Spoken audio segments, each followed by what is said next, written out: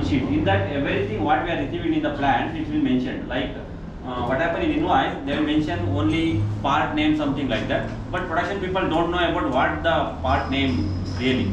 Instead of that, they know only some codes like that. So some company will give part display sheet also. But here we are giving only invoice. They will check the invoice quantity and part. Then PDI report, before dispatch inspection, sometime purchase team will coordinate with quality and do a supplier end. That sheet also they has to send.